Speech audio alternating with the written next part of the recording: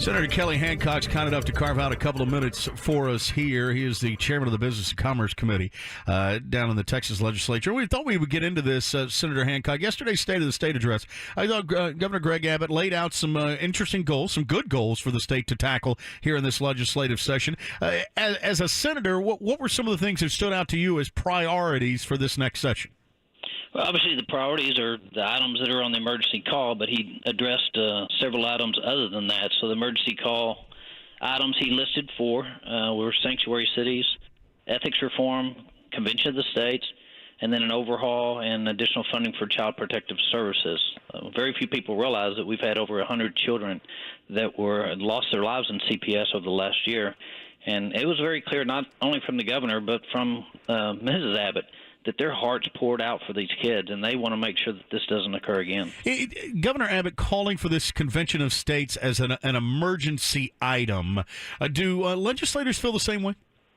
Well, I think this has obviously been an issue. I mean, he's written a book on it. We, as a legislature, knew that this was probably coming, whether it would be on the emergency call or not.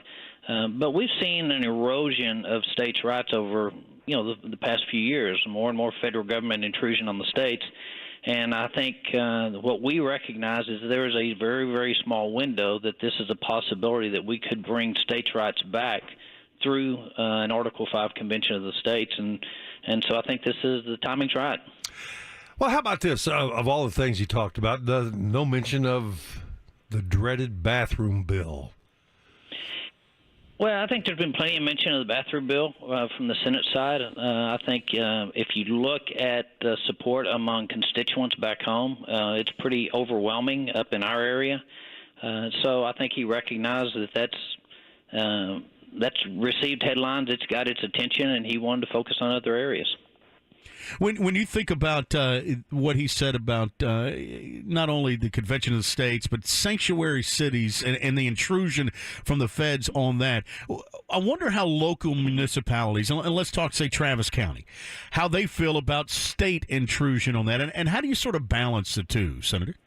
Well, you got to kind of recognize how we were established, and so the states established the nation, and then also the states establish the cities. And really, when you're talking about sanctuary cities, it's pretty simple and a little confusing for some of us that those that are sworn to uphold the law and protect those within their municipality have a problem with obeying the law. And so it's not overly confusing that those of us in elected office believe those that are sworn to obey the law, we are asking them to do just that. Senator Kelly Hancock is with us right now. He was there for Governor Abbott's State of the State address. We thought we'd also dive into another part that he brought up, and that was immigration. And here's kind of an off-the-wall question, Kelly, that I haven't heard anyone address. We have heard the number between $12 and $15 billion to build the wall that President Trump has promised and has already written into executive orders to begin this process. Has anyone talked about the economic impact of the actual construction project for the state of Texas? Well, I mean, it's a great question, Brian. Appreciate you bringing it up. In fact, I was on a teletown hall with Governor Abbott last night for, I guess, total of around 2.5 hours. And through that teletown hall, what I discovered and what he shared with us is that he's actually meeting with General John Kelly today down along the border. So he left this morning, was packing last night between the teletown halls, and is going to meet with the federal government. I mean, as we've seen, things are happening very quickly at the federal level, and they want to work with us as a state. They want to work with those along the border to make sure that things are done properly. And so this is an initial meeting on that with the head of Homeland Security, and we look forward to working with them. Yeah, because there's a chance for the state to make some money, at least from a worker standpoint in the building of it, but also a chance to save some money, right? Because we're spending dollars over and above what the feds are to keep our borders safe. Is there a shot that in the future we can ratchet some of that back? Well, that's what we're hopeful for. So the initial budget that was proposed by the Senate had the $800 million that we had put in last session into border security, where we immediately began seeing results of that and basically a safer border for our citizens.